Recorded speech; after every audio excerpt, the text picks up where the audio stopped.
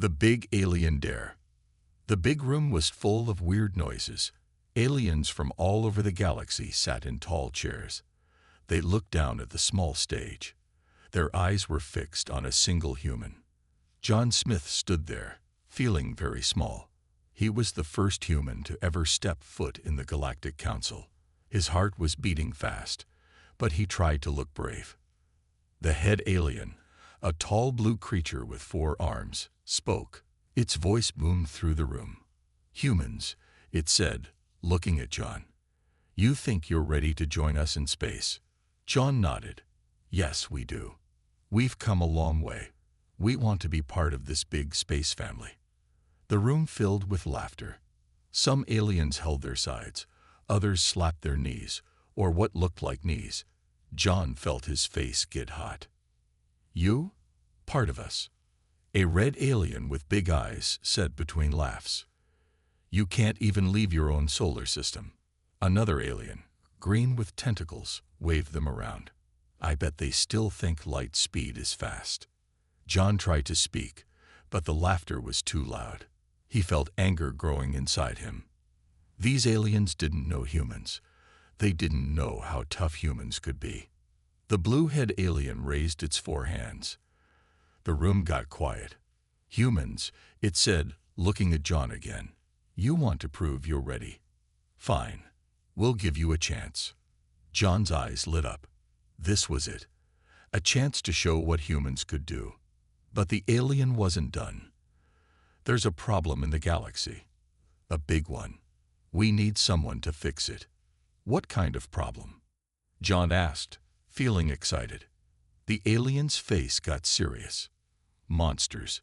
Big, scary monsters. They're attacking planets. Eating everything. No one can stop them." John felt a chill. This sounded bad. Really bad. "We want you humans to fight these monsters," the alien said. The room got very quiet. Every alien was looking at John now. Some looked scared. Others looked like they were trying not to laugh. John took a deep breath. "You want us to fight monsters that even you can't beat?" The blue alien nodded. "Yes, that's your task. If you win, you can join us. If you lose..." It didn't finish the sentence. It didn't need to. John knew what this meant. If humans lost, Earth might be next on the monsters menu. "How long do we have?" John asked. "1 Earth year," the alien said. "That's all the time we can give you. 1 year, to fight space monsters." John felt dizzy, but he stood up straight. He looked the alien right in its big eyes. "We'll do it," he said. The room exploded with noise. Some aliens laughed. Others yelled. A few looked worried. The blue alien held up its hands again. Quiet fell. "Very well, human. Go back to your planet. Tell your leaders. Prepare for war. We'll send you all the info you need." John nodded. He turned to leave, but the alien spoke again. "Oh, and human. Try not to die too fast. It's no fun if the game ends quickly." More laughter filled the room. John walked out, his head held high. He had a long trip back to Earth, a lot to think about. As his ship left the alien space station, John looked out the window. The galaxy was huge, full of wonders, and now full of danger. He thought about Earth, about all the humans there. They didn't know what was coming. They didn't know the big dare the aliens had given them. Fight monsters to join the Galaxy Club. It sounded crazy, but humans were good at crazy. John smiled a little. Those aliens had no idea what humans could do when they had to. The ship jumped to light speed. John settled in for the long ride home. He had a year to get ready. A year to save Earth. A year to prove all those laughing aliens wrong. It was going to be one hell of a year. "Humans, get ready." The big room was quiet. World leaders sat around a table, their faces serious. They had just heard John's story about the aliens and their dare. "So," said the U.S. President, breaking the silence, "we have 1 year to fight space monsters." John nodded. "Yes, ma'am." That's what they said. The room burst into noise. Some leaders yelled. Others laughed. A few put their heads in their hands. "Quiet," shouted the Chinese president. Everyone stopped talking. "Fighting won't help. We need a plan." A woman stood up. She was Dr. Sarah Lee, the world's top scientist. "I have an idea," she said, "but it's crazy." "Crazy is all we've got," said the Russian president. "Let's hear it." Dr. Lee took a deep breath. "We make a super team. The best minds from every country. No secrets. We work together or we all die together." The room was quiet again. World leaders looked at each other. They had never fully worked together before. Could they do it now? The Indian Prime Minister spoke up. "I'm in.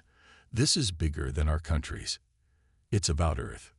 One by one, other leaders agreed. It was decided. Operation Earth Shield was born. Weeks passed. In a secret base under the Rocky Mountains, the world's best minds worked day and night. Dr. Lee walked through the busy lab. People from all over the world worked side by side. Russians and Americans, Chinese and Indians, old enemies now friends. She stopped at a big computer. A young man was typing fast.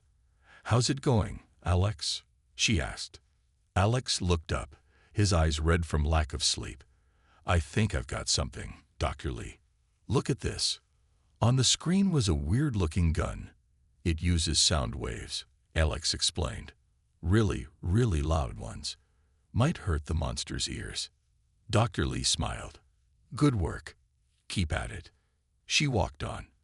In another part of the lab, a group was working on a big robot. It looked like something from a movie. "Nice," Dr. Lee said. "But how will we power it?" A woman in a hijab looked up from her work. "We're using a new kind of battery," she said. "It's small but very powerful." Dr. Lee nodded. "Excellent, Fatima. This could change everything." As she walked, Dr. Lee felt proud. Humans were doing what they did best, thinking outside the box. On a military base in Africa, soldiers from all over the world trained together. They learned to use new weapons. They practiced fighting as one team. General Maria Rodriguez watched from a tower. She saw Chinese soldiers teaching Americans kung fu. British troops showing Russians how to make tea in the field. "Never thought I'd see this," she said to herself. A young soldier ran up. "General, we just got word. The first monster ship has been spotted." General Rodriguez's face got serious. "Where?" "Just past Mars, Ma'am. They'll be here in a week." The general nodded. "Tell everyone. It's time." Back in the lab, Dr. Lee got the news. She called everyone together. "Listen up," she shouted. "The monsters are coming. We're almost out of time." The room got quiet. Everyone looked worried. "But look at what we've done," Dr. Lee continued. "New weapons, new ships, new ways to fight. We've done in months what usually takes years." She looked around the room. "We're ready. We have to be. Earth is counting on us." People started to nod. Worry turned to determination. "Now let's finish up," Dr. Lee said. "We've got monsters to beat." The lab burst into action. People ran to their stations. Machines hummed to life. The final preparations began. In space, a small human ship watched. Inside, John Smith looked at the radar. The monster ships were getting closer. He thought about the laughing aliens, about their dare, about how they thought humans would fail. John smiled. Those aliens had no idea what was waiting for them. Earth was ready. The fight was about to begin. First big fight. The sky was dark. Millions of people looked up, waiting. Suddenly, a bright light appeared. It got bigger and bigger. The monster ships had arrived. In a secret base, General Rodriguez watched on a big screen. "It's time," she said into her radio. "All units, go." Hundreds of ships shot up from Earth. They looked small next to the huge monster ships, but they were fast and sneaky. John Smith was in the lead ship. His hands shook a little as he flew. "Remember the plan," he said to his team. "Hit and run. Don't let them catch you." The human ships got close to the monsters. Then, all at once, they attacked. Bright lasers shot out from the human ships. They hit the monster ships, leaving black marks. The monsters tried to shoot back, but the human ships were too quick. "It's working," shouted Sarah, John's co-pilot. "They can't hit us." But then, something changed. The monster ships started to glow. They were charging up for a big attack. "Scatter!" John yelled into his radio. The human ships flew away just in time. A huge beam of light shot out from the monster ship, missing them by inches. Back on Earth, Dr. Lee watched with worry. "That was too close," she said. "We need to try something else." She grabbed a microphone.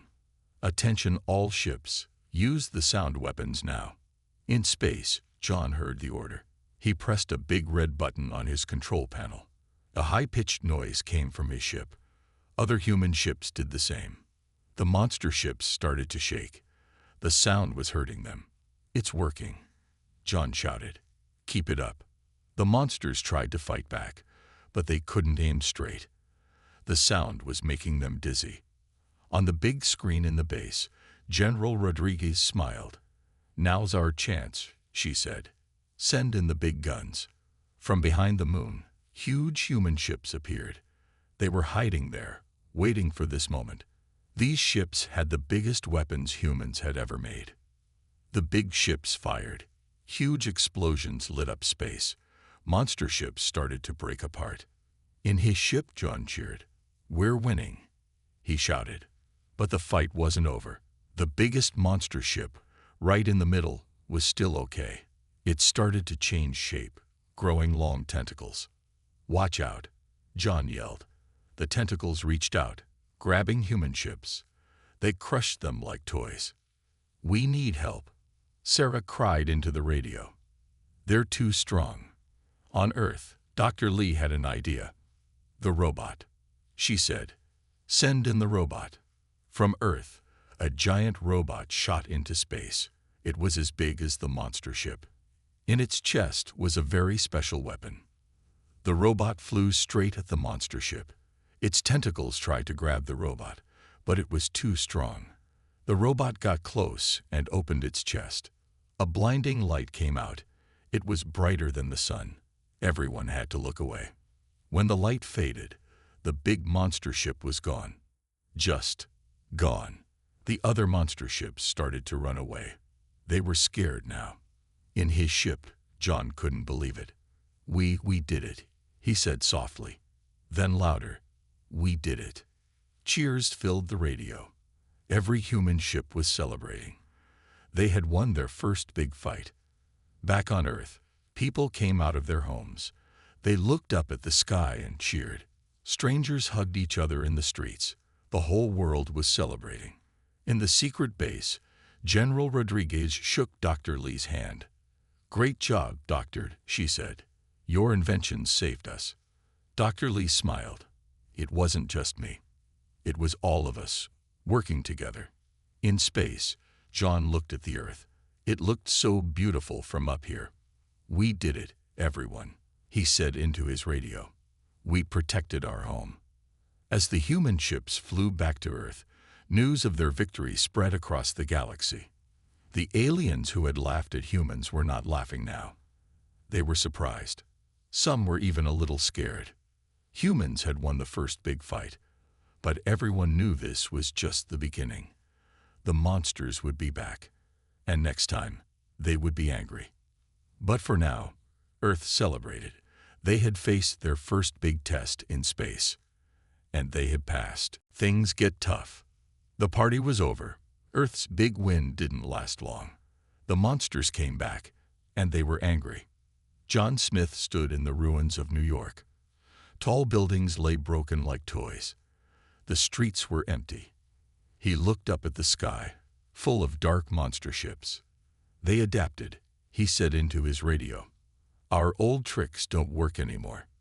In the secret base, Dr. Lee nodded. "You're right, John. They learned from last time. We need new ideas. Fast. Suddenly, alarms went off. Red lights flashed everywhere. General Rodriguez ran into the room. "Bad news," she said. "They're attacking Tokyo now." On the big screen, they watched monster ships descend on the city. People ran in fear. The city's defenses fired back, but did little damage. "Send all nearby units to help," General Rodriguez ordered. John jumped into his ship. "I'm on my way," he said. His ship zoomed towards Tokyo, joined by others. As they flew, Sarah, his co-pilot, looked worried. "John, we're outnumbered. How can we win?" John gripped the controls tight. "We have to try. Earth is counting on us." They reached Tokyo. The city was in chaos. Monster ships were everywhere. Human ships fought back, but they were losing. John's ship dove into the fight. He fired his weapons, but the monsters barely noticed. Their shields were stronger now. "Nothing's working," Sarah shouted. Then John had a crazy idea. "Remember that old movie? The one with the computer virus?" Sarah looked confused. "Yeah, but what?" "Oh, you don't mean..." John grinned. "Oh yes, I do. Dr. Lee, are you listening?" Dr. Lee's voice came through the radio. "I'm here, John. What's your idea?" "We need a virus," John said, "but not a computer one. A real one. Something that can make these monsters sick." There was silence for a moment. Then Dr. Lee spoke. That's brilliant. And crazy. But it might work. I'll get my team on it right away." While the scientists worked, the battles continued. Every day, more cities fell. The monsters seemed unstoppable. In London, Big Ben crashed to the ground. In Rio, the Christ the Redeemer statue lost its arms to a monster attack. The Sydney Opera House became a nest for baby monsters. People started to lose hope. Some hid underground. Others tried to fight with whatever they had. In the secret base, Dr. Lee worked day and night. Her team tested virus after virus, but nothing worked. One day, a young scientist named Raj burst into her lab. "Dr. Lee, I found something." He showed her a Petri dish. Inside was a weird glowing goo. "It's a mix of earth bacteria and some stuff from the monster ships," Raj explained. "It makes them really sick." Dr. Lee's eyes lit up. "This could be it. Quick, let's test it." They tried the goo on a piece of monster skin they had collected. It worked. The skin bubbled and melted away. "We did it," Dr. Lee shouted. She ran to tell General Rodriguez. But there was a problem. How could they spread the virus to all the monsters? John had another idea. "The water," he said. "Monsters need water too. If we put the virus in Earth's oceans, lakes, and rivers, then any monster that touches water will get sick." Dr. Lee finished. "John, you're a genius." They put the plan into action. Ships flew low over the oceans, dropping the virus. Other teams added it to lakes and rivers. At first, nothing happened. The monsters kept attacking. But then, slowly, things changed. Monster ships started to fly weird. Some crashed into each other. Others fell from the sky. On the ground, monsters stumbled around. Some fell over and didn't get up. In the secret base, everyone watched the big screen. Monster dots were disappearing all over the world map. "It's working," Sarah shouted. "We're winning again." But their happiness didn't last long. A new alert popped up on the screen. Dr. Lee read it and turned pale. "Oh no," she said. "The virus. It's starting to affect Earth plants too. If we don't stop it, it could kill everything on our planet." The room went quiet. They had stopped the monsters, but at what cost? Now they had a new enemy, their own weapon. John's voice came over the radio. "So what do we do now?" Dr. Lee took a deep breath. "We fight. Again. But this time, we're fighting to save everything. From the monsters and from ourselves." As the team started working on a way to stop the virus, one thing was clear. Things had just gotten a lot tougher. The big twist. The world was in chaos. Monsters were dying, but so were Earth's plants. People didn't know whether to cheer or cry. In the secret base, Dr. Lee worked nonstop. Her hair was messy, her eyes red from no sleep. "We need to find a cure," she said. "Fast." John flew his ship over a dying forest. The trees were all brown and falling down. "It's getting worse," he reported. "We don't have much time." Suddenly, Sarah pointed at something. "John, look." "What's that?" In a small clearing, something shiny caught the sun. John landed the ship to check it out. As they got closer, they saw it was a piece of metal, but not Earth metal. It was from a monster ship. "Dr. Lee," John called on the radio. "We found something weird. Sending you pictures now." Back at the base, Dr. Lee looked at the images. Her eyes went wide. This changes everything," she whispered. "What is it?" General Rodriguez asked. Dr. Lee pointed at strange marks on the metal. "These aren't random. They're words. The monsters can write." Everyone was shocked. They thought the monsters were just animals, but animals don't write. "If they can write," John said slowly, "then maybe we can talk to them."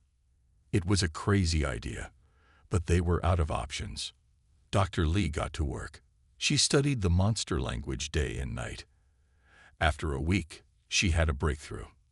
"I've got it," she shouted, waking up everyone in the lab. "I know what they're saying." She showed them her computer. On it was a translation of the monster words. Everyone read it. Their jaws dropped. "This can't be right," General Rodriguez said. But deep down, she knew it was. The message said, "Help us. We are dying. Our planet is gone. We need a new home." The room was silent. Then everyone started talking at once. "They're refugees. But they attacked us. Maybe they were scared. What do we do now?" John's voice came over the radio. "We need to talk to them. Now." It was risky, but they agreed. They sent out a message in the monster language. "We want to talk. Meet us. No weapons." For hours, nothing happened. Then, a single monster ship appeared over the secret base. Everyone held their breath as the ship landed. The door opened slowly. Out came something no one expected. It wasn't a big, scary monster. It was small, about the size of a human child. It looked scared. Dr. Lee stepped forward. Using her computer, she spoke in the monster language. "We got your message. Why did you attack us?" "The alien." For now, they knew it was an alien, not a monster, replied. Dr. Lee translated for everyone. "We were scared," the alien said. "Our planet was destroyed by a big storm. We searched the galaxy for a new home.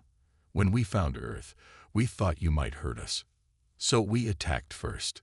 But why didn't you just ask?" John said, "We might have helped." The alien looked sad. "The last planet we asked. They tried to kill us all. We thought all aliens were dangerous." Everyone was quiet. They felt sorry for the aliens now.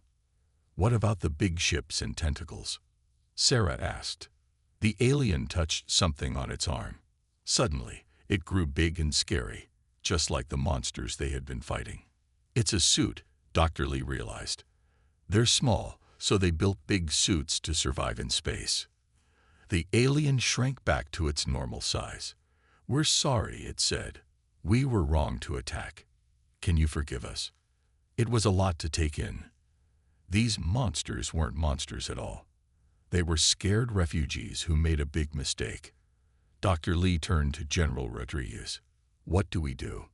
The general thought for a moment. Then she smiled. "We do what humans do best. We help." And so, the biggest twist in human history happened. The aliens they were fighting became their new neighbors. Humans and aliens worked together to stop the virus. The aliens shared their advanced science, and humans shared their creativity. In a few months, Earth was green again. The aliens helped rebuild the cities they had destroyed. As John watched humans and aliens work side by side, he laughed.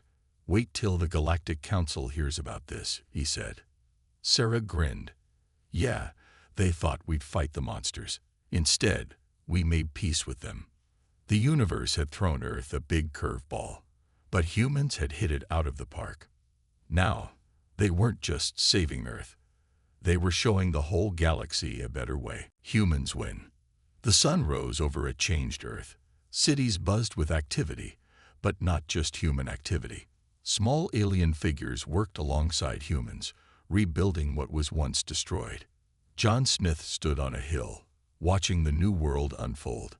Sarah joined him, handing him a cup of coffee. "It's amazing, isn't it?" she said. "A month ago, we were at war. Now look at us." John nodded. "Yeah, who would have thought our big win would look like this?" Their moment was interrupted by Dr. Lee's voice on the radio. "John, Sarah, get to the base, quick. The Galactic Council is calling." They rushed to the secret base, now not so secret. Aliens and humans filled the control room, all eyes on the big screen. The blue four-armed alien appeared. Its eyes widened at the sight of humans and monsters standing together. "What is the meaning of this?" it boomed. "Human, explain." John stepped forward. "Well, sir, we did what you asked. We solved the monster problem." The alien looked confused. "But they're still there, standing right next to you." Dr. Lee joined John. "Yes, but they're not monsters. They're refugees. We've made peace." The room fell silent. The alien's jaw dropped. Then, to everyone's surprise, it started to laugh. "Oh, humans," it said, wiping a tear from one of its eyes. "You never cease to amaze us. We thought you'd fight, but instead, you made friends." General Rodriguez spoke up. "So does this mean we pass your test? Can Earth join the Galactic Council now?" The alien became serious. "Join? Oh no, humans. You've done much more than that." Everyone held their breath. What did that mean? The alien continued. "For centuries, we've faced the refugee crisis from the Zorkian planet explosion. No one could solve it. Everyone just fought." It pointed at the humans and aliens standing together. "But you found a peaceful solution. You turned enemies into allies." The alien stood up tall. "Earth will not just join the Galactic Council. We want you to lead a new peace initiative for the entire galaxy." The room erupted in cheers. Humans hugged aliens. Aliens hugged humans. It was a celebration like no other. As the noise died down, the alien had one more thing to say. "Oh, and those arrogant exorbations who laughed at you. They'll be serving under Earth in the Peace Corps." It winked and signed off. John turned to Sarah, a big smile on his face. "Did you hear that? We didn't just win. We changed the whole game." News spread fast. All over Earth, people celebrated. TV screens showed humans and aliens dancing in the streets. It was a party that covered the whole planet. In New York, the Statue of Liberty held a new torch, designed by aliens to shine across the galaxy. In Egypt, the pyramids were carefully lifted and repaired by alien tech, looking brand new yet still ancient. In Tokyo, a massive hologram displayed messages of peace in hundreds of alien languages. The whole world was changing, growing, becoming something new and exciting. Back at the base, Dr. Lee was already making plans. "We need to set up language schools, cultural exchange programs, maybe even some intergalactic sports teams." General Rodriguez nodded. "And defense systems, peaceful or not. We need to be ready for anything out there." John looked at the room full of excited humans and aliens. "You know what the best part is? We did this by being ourselves, by being human." Sarah agreed. "Yeah, our curiosity, our creativity, our ability to see things differently. That's what saved us." An alien child tugged on John's sleeve. "Mr. John, will you teach me how to fly a spaceship? I want to explore the stars like you." John knelt down, smiling. "Sure, kid. And maybe you can teach me some cool alien stuff too. We've got a whole galaxy to discover together."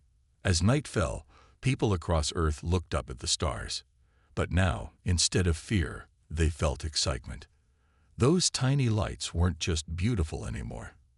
They were new friends waiting to be met, new worlds waiting to be discovered. Earth had faced its biggest challenge and come out on top. They hadn't just survived. They had changed the course of galactic history. Humans had won. But it wasn't the victory anyone expected. They had won hearts, made peace, and opened up a whole new future for themselves and their new alien friends. As John and Sarah watched the celebrations from the hill, Sarah chuckled. "You know, when the aliens first came, I thought it was the end of the world." John put his arm around her shoulder. "Nah," he said, looking up at the starry sky. "It was just the beginning." From jokes to respect. The big day had finally arrived. Earth was about to attend its first Galactic Council meeting as a leader. John Smith stood in front of a mirror, adjusting his new uniform. It was a mix of Earth and alien styles, showing their new partnership. "Nervous?" Sarah asked, walking in. John nodded. "A little. It's not every day you represent your planet to the whole galaxy." They boarded the new Earth ship, the Unity. It was bigger and faster than anything humans had built before, thanks to their alien friends' help. As they flew through space, John remembered the first time he stood before the council. How they had laughed at humans. How different things were now. The Unity arrived at the huge space station, where the Galactic Council met. Hundreds of alien ships were already there. "Wow," Sarah whispered. "It's like a big space party." They docked and walked into the station. Aliens of all shapes and sizes filled the halls. Some looked at the humans with curiosity, others with respect. No one was laughing now. The humans entered the Grand Council chamber.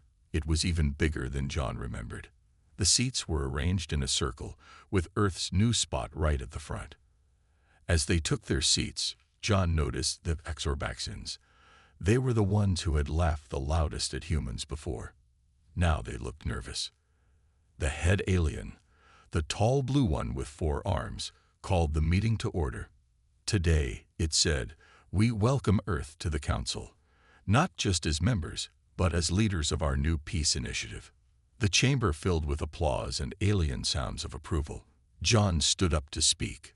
"Thank you," he said, his voice calm despite his nerves. "A short time ago, we didn't even know aliens existed. Then we thought we were at war. Now we're here as friends and partners." He looked around the room. "We learned that sometimes what looks like an enemy is just a friend you haven't met yet. We hope to bring this spirit of understanding to the whole galaxy." More applause filled the room. Even the Exorbaxians were clapping now. After the speech, aliens came up to talk to the humans. They asked questions, shared jokes, and offered partnerships. A small alien child approached John. "Is it true," it asked, "that humans can eat ice cream without getting brain freeze?" John laughed. "Well, sometimes we do get brain freeze, but we eat it anyway because it's so good." The alien child's eyes widened. Humans are so brave. As the day went on, the humans shared their stories. They told about Earth's music, sports, and food. The aliens were fascinated. "You mean you have a game where you hit a ball with a stick and run in a circle?" One alien asked about baseball. "And another where you kick a ball into a net, but you can't use your hands." Another said about soccer. Sarah nodded. "Maybe we can have a galactic sports day someday. You can teach us your games too." The aliens loved the idea. Soon, plans were being made for cultural exchanges, sports events, and even cooking contests. Towards the end of the day, the head alien approached John. "You've done well, humans," it said. "You've turned jokes into respect. The galaxy is better with you in it." John smiled. "We're just happy to be here, and we have a lot to learn from all of you too." As they prepared to leave, John saw the Exorbaxians approaching. He tensed up, remembering their past mockery. But the Sorbaxian leader surprised him. "We were wrong about you," it said. "We thought you were weak. But your kindness, it's a different kind of strength. A better kind. We hope we can learn from you." John shook the alien's hand, or what looked like a hand. "We'd be happy to teach you, and to learn from you too." As the Unity flew back to Earth, John looked out at the stars.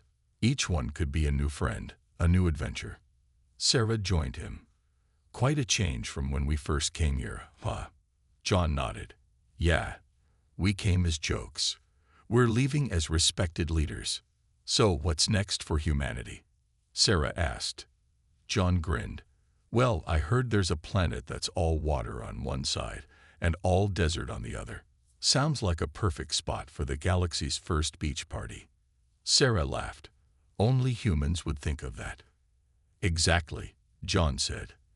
"And that's why the galaxy needs us." As Earth came into view, John felt proud. Humans had faced their biggest challenge and come out on top. Not through fighting, but through understanding and friendship. They had turned jokes into respect. And this was just the beginning of humanity's grand adventure in the stars.